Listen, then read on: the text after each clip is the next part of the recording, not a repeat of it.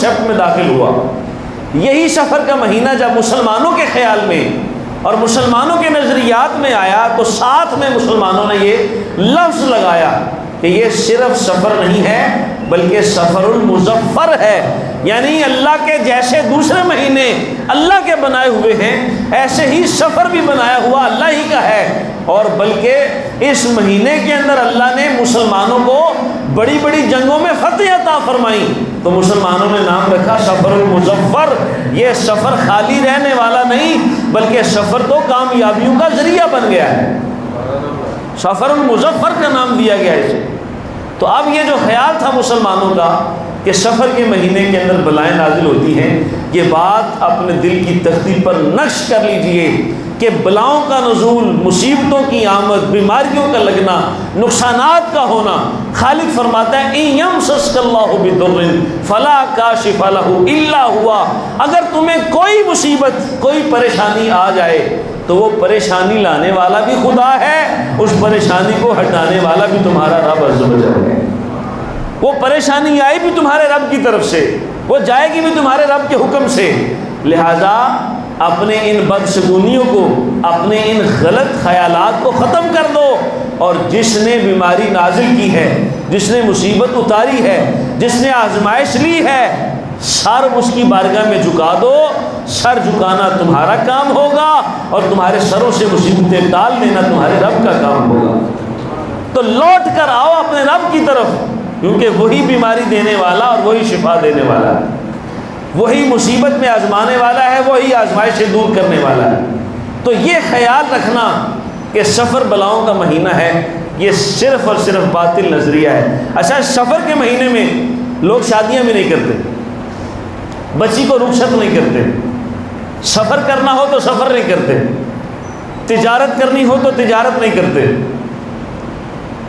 سفر کے مہینے میں، یہ سمجھتے ہوئے کہ یہ نحوست والا ہے۔ اس بات کو ذہن میں رکھ لیں، عبداللہ ابن مسعود رضی اللہ عنہ کی روایت ہے، فرماتے ہیں اصل نحوست کیا ہے؟ یہ دو جبڑوں کے درمیان جو گوشت کا لوتھڑا ہے، اصل نحوست کا باعث، اصل گناہ کا سبب، اصل منحوسیت کیا ہے؟ دو جبڑوں کے درمیان جو گوشت کا لوتھڑا ہے یعنی زبان۔ فرمایا اصل اس کی وجہ سے نحوست آتی ہے، جب یہ جھوٹ بولے گا تو نحوست آئے گی، جب یہ غیبت کرے گا تو نحوست آئے گی، جب یہ گالی بکے گی زبان تو نحوست آئے گی۔ یہ زبان ہے، اگر خدا کے ذکر سے تر ہو جائے اللہ کی رحمتوں کا نزول ہو جاتا ہے، اور اگر اس زبان پر بدیاں آ جائیں تو اللہ کی پکڑ اور زحمتوں کا نزول ہو جاتا ہے۔ تو یہ زبان ہے جو انسان کو نحوست میں اتار دیتی ہے، یہ انسان کا اپنا عمل ہے کہ انسان کو نحوست میں اتار دیتا ہے۔ اللہ کا بنایا ہوا نہ تو کوئی دن منحوس ہے، نہ کوئی مہینہ منحوس ہے، نہ کوئی سال منحوس ہے۔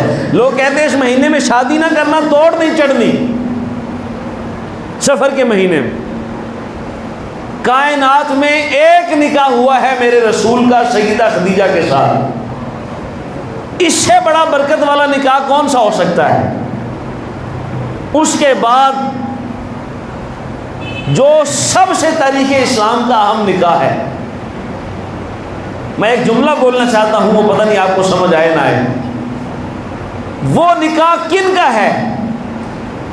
دلہا خدا کے گھر کا اور دلہن مصطفیٰ کے گھر کی، صلی اللہ علیہ وسلم۔ دلہا وہ ہے جسے کعبۃ اللہ سے نسبت ہے، اور دلہن وہ ہے جسے مصطفیٰ سے نسبت ہے۔ میری مراد کعبے میں آنے والے علی المرتضیٰ ہیں، اور سیدنا رسول اللہ کے گھر میں آنے والی سیدہ فاطمہ ہیں، اور یار ان سے بڑھ کر کسی کا نکاح پاکیزہ ہو سکتا ہے؟ ایسا برکتوں والا نکاح ہو جو توڑ بھی چڑھے اور زمانے میں ان کی یادیں بھی باقی رہیں۔ یہ نکاح بھی سفر المظفر کے مہینے میں ہوا ہے۔ لوگوں کا یہ خیال ہے کہ سفر میں بلائیں اترتی، اور جو سفر میں شادی کی جائے وہ پوری نہیں پڑتی، رخصت نہیں ہوتی، یا وہ پائے تکمیل تک نہیں پہنچ پاتی۔ تو جناب آپ کی اطلاع کے لیے عرض ہے کہ دنیا میں سب سے بہترین نکاح جو ہوا بھی اور دور بھی چڑھا، اور جنتی نوجوانوں اور جنتی سرداروں کا نکاح وہ اگر اس مہینے میں ہو، اللہ ان کے اندر ایسی برکت عطا فرما سکتا ہے۔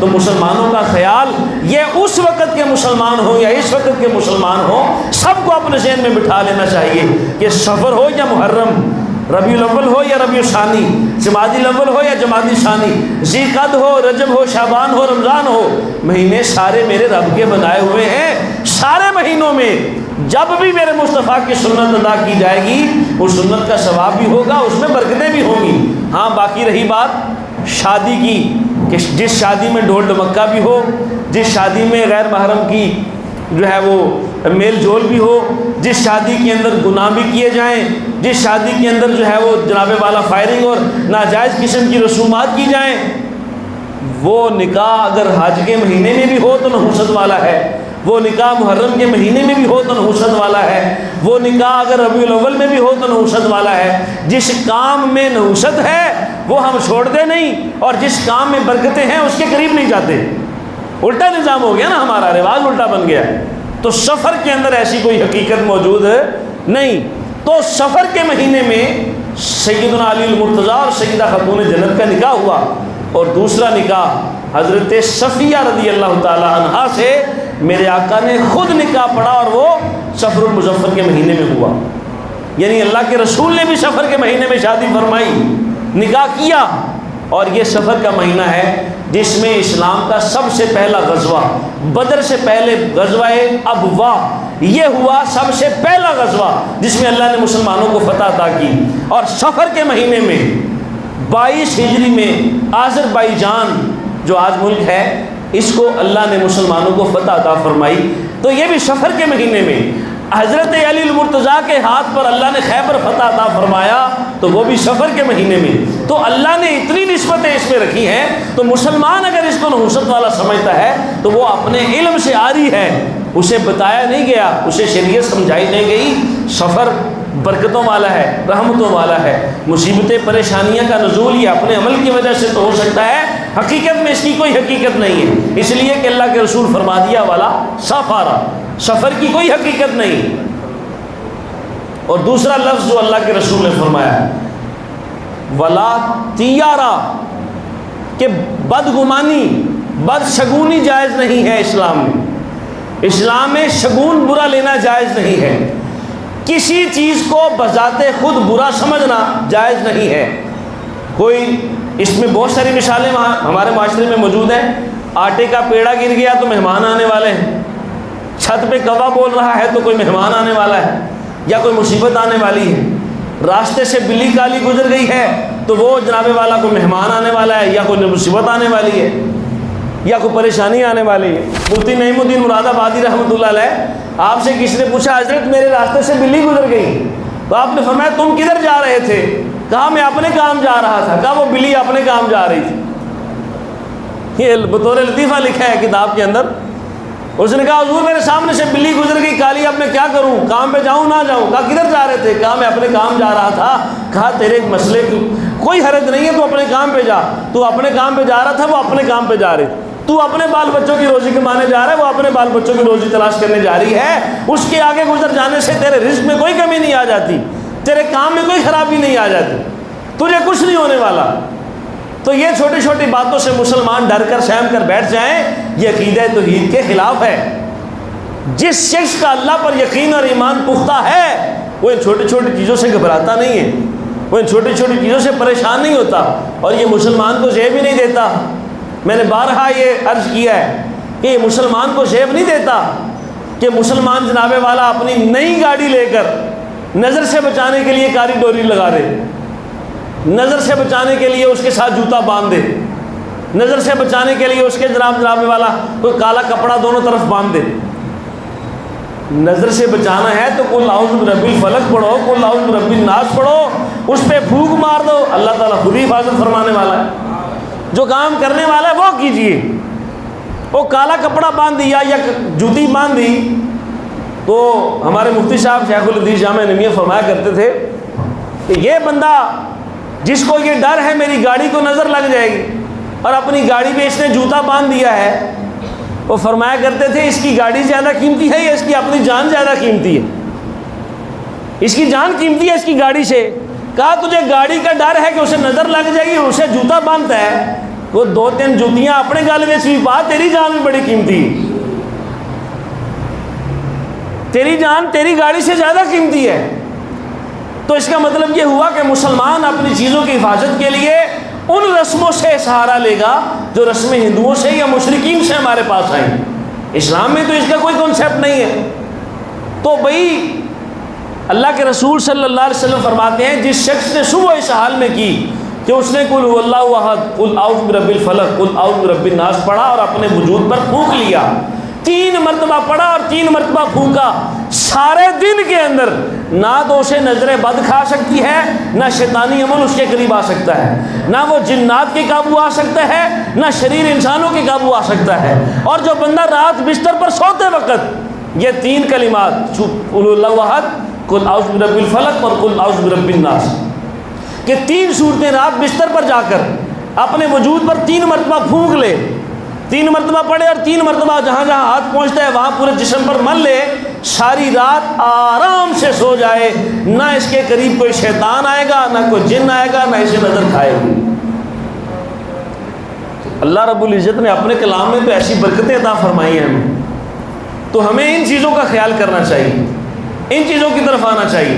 تو اللہ کے رسول نے فرمایا ولا طیارہ، بدگمانی لینا جائز نہیں، بدگمانی، آپ میری طرف دیکھیے، بدگمانی لینا جائز، بدشگونی لینا جائز نہیں۔ ہمارے ہاں ایک غلط نظریہ اور غلط رواج پایا جاتا ہے، جب کسی بیمار کی تیمارداری کے لیے جائیں، میں اکثر معاشرے کے اندر یہ باتیں بیان اس لیے کرتا ہوں تاکہ کم از کم اپنے حصے کا چراغ جلاتے جائیں، اپنے حصے کا چراغ جلائیں گے تو معاشرے میں روشنی ہوگی اللہ کے حکم سے انشاءاللہ۔ تو اپنے حصے کا چراغ جلانا ہے۔ کسی بیمار کا پتہ لینے گئے ہیں، تیمارداری کرنے کے لیے گئے، تو تیمارداری کے اصول یہ ہے کہ اسے دیکھ کر اسے دعا دی جائے، اسے دیکھ کر دعا پڑھی جائے، کلمہ پڑھا جائے، اس کے لیے دعا کی جائے کہ اللہ اسے شفا دے، اور غیر ضروری باتوں سے پرہیز کیا جائے۔ تیمارداری کرنے جاتے ہیں، جو گلنا شروع ہوتے ہیں، خاص طور پہ خواتین باتیں کرتے ہیں، ڈاکٹر نے اسے باتیں کرنے سے منع کیا ہے، باتیں کی جاتی ہیں۔ پھر دوسری بڑی بات، گھر آ کے وہ بندہ بیمار پڑا ہے اپنے گھر میں، اس کے گھر والے پتہ نہیں اس کی ادویات کا خرچ کیسے اٹھا رہے ہیں، تو انہوں نے صرف سادہ پانی یا جوس پوچھے ہے، تو گھر آ کے بیبیاں کہتی ہیں ارے مرے سانے روٹی بھی نہیں پوچھ سکتے۔ یا بندے جا کے ایسی بات کریں تو ان کو ڈوب کے مر نہیں جانا چاہیے، پتہ لینے گئے تھے کہ روٹی کھانے گئے تھے۔ اور تیسری بڑی بات تیمارداری کے دوران جو دیکھنے میں ملتی ہے، تم کسی کا پتہ لینے گئے ہو، یہ کہو لا باس طہور انشاءاللہ، اللہ خیر کرسی، اللہ دے حکم نال شفا پاسی، یہ جملہ کہو لا باس طہور انشاءاللہ، اللہ خیر کرے، وہ بندہ بڑا بیمار سی ہو والا، اللہ نے انہوں مرن دے منہ چو بچا کے زندگی عطا کر چھڑی، یہ نہیں تے بیماری کچھ نہیں۔ بندہ اسے حوصلہ دے، تسلی دے، اچھا شگون نکالے کہ یار کوئی بات نہیں، اللہ نے زندگی دی ہے، اللہ خیر کرے گا، اللہ خیر کر دے گا، شہد مل جائے گی۔ تو بندے جا کے کول بہ کے کہتے ہیں فلانے نے بھی آہی بیماری سی، وہ تو نہیں بچیا۔ آپ نے اس کو ڈسہارٹ کر دیا، آپ نے اس کا حوصلہ بڑھا دیا، آپ نے اس کو اندر سے توڑ دیا۔ یہ ہے حضور نے فرمایا لا طیارہ، اسلام بدشگونی کرنے سے منع کرتا ہے۔ میں نے صبح درس کے اندر ایک مثال دی تھی، راستے میں چلتے چلتے اگر کسی کو ٹھیڈا لگ گیا، ٹھیڈا لگا، وہ گر گیا، چوٹ لگ گئی، اسے زخم آ گیا، اس کا چھیلا گیا بدن، اب بندہ پہلی نظر میں کیا سوچتا ہے، ہرے دینی منوس چڑھے ہے، ہرے پتہ نہیں یہ میرے مقدرہ سٹ لکھی سی ہے آج ہی لگنی سی، پتہ نہیں آج میں کہدا منہ ویکھیا سویرے سویرے، یہی ہوتے نا خیالات۔ بندہ یہ کیوں نہیں سوچ سکتا کہ یار یہ چھوٹی تکلیف آئی ہے، پتہ نہیں اللہ نے کتنی بڑی تکلیف سے مجھے بچا کر چھوٹی تکلیف میں مبتلا کر دیا ہے۔ یہ کیوں نہیں سوچتا بندہ کہ یار یہ چھوٹی تکلیف شاید مجھے بڑی تکلیف سے بچانے کے لیے ہے، اگر مجھے چھیڑا لگا ہے ہو سکتا ہے آگے کوئی بڑی مصیبت آنے والی تھی،